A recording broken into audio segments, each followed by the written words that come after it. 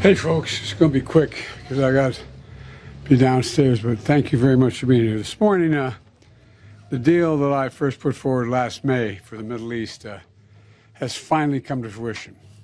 The ceasefire has gone into effect in Gaza, and today we're seeing hostages being released. 3 Israeli women held against their will in the dark tunnels for 470 days. 4 more women will be released in 7 days.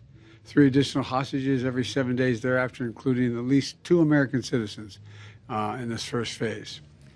We pray for them and their families. They're going to be a long recovery ahead. By the 16th day of the deal, talks will begin in the second phase.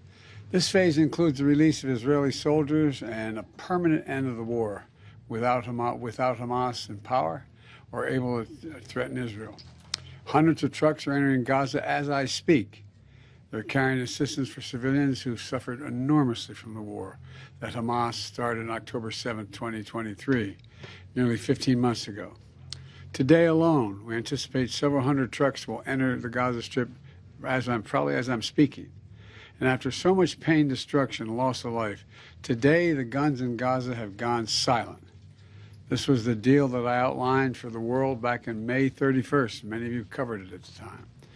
It was endorsed overwhelmingly by folks around the world, including the UN Security Council, unanimously endorsed the deal, and developed in coordination with Egypt, Qatar, and Israel. I've worked in foreign policy for decades, and this is one of the toughest negotiations I've been part of. Many of you who followed these negotiations will attest that the road to this deal has been not easy at all, and a long road. But we've reached this point today because of the pressure Israel built on Hamas, backed by the United States. Some said my policy of a firm support for Israel was relentlessly pursuing diplomacy, risked drawing America into a wider war in the region. I listened to those voices, many of whom I respected a great deal, but I concluded abandoning the course I was on would not have led us to the ceasefire we're seeing today. But instead, it would have risked the wider war in the region that so many feared. Now the region has been fundamentally transformed. Hamas's longtime leader, Sinwar, is dead. Hamas sponsors in the Middle East have been badly weakened by Israel, backed by the United States. Hezbollah, one of Hamas's biggest backers, was significantly weakened on the battlefield, and its leadership was destroyed. Even as we worked for diplomatic solutions in Lebanon, we provided ongoing assistance and supported Israel's military campaign against Hezbollah, including its efforts to take out the terror infrastructure along the border between Israel and Lebanon. Israel's campaign was extremely successful, so much so that by the end of November, the United States had brokered a ceasefire in Lebanon. Hezbollah did what it said it would never do. It cut its deal and abandoned Hamas. And today, in Lebanon, there's finally a new president and prime minister, both of whom support a sovereign Lebanon without Hezbollah running the show or playing any part in it. The Assad regime next door in Syria is gone, removing Iran's ready access to Lebanon. Iran is in the weakest position in decades after the U.S. military helped defend Israel from Iranian missiles and supported Israel's military response inside Iran.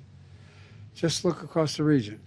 In Lebanon, there's an opportunity for a future free from the grip of Hezbollah. In Syria, a future free from the tyranny of Assad. For the Palestinian people, a credible path to a state of their own. And for the region and the future normalization and integration of Israel with all its Arab neighbors, including Saudi Arabia, who I've spoken with. You know, we've had many difficult days since Hamas began this terrible war. We've encountered roadblocks and setbacks, but we haven't given up.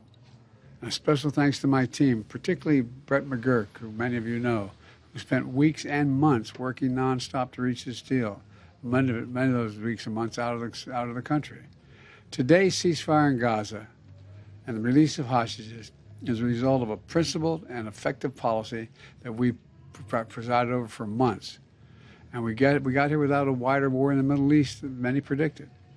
And now it falls on the next administration to help implement this deal. I was pleased to have our team speak as one voice in the final days. It was both necessary and effective and unprecedented. But success is going to require persistence. and continuing support for our friends in the region and the belief in diplomacy backed by deterrence. So as we reflect on the news from Gaza today, we also remember all the victims of this war.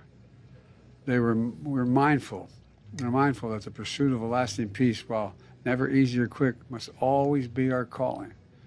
So thank you all for listening. May God bless you all. May God protect our troops. I'm looking forward to this deal being fully implemented. And I'm sorry I'm not going to take any questions now because I'm waiting. There's a whole congregation waiting for me. And I'm sure the remainder of the day I'll have an opportunity to speak with you. Thank you very much. Anything about the condition of the hostages that were released today and the others? Yes, I've just got a call saying the 3 are released into Gaza, 2 out of the hands of their captors, and they appear to be in good health, but it's early to tell. They may be across the border out of the Gaza Strip into Israel now. I'm not certain. Thank you. Sir, any concerns about Hamas regrouping? No. Will you remain involved in the deal as it moves forward? No way out. Proud of the deal.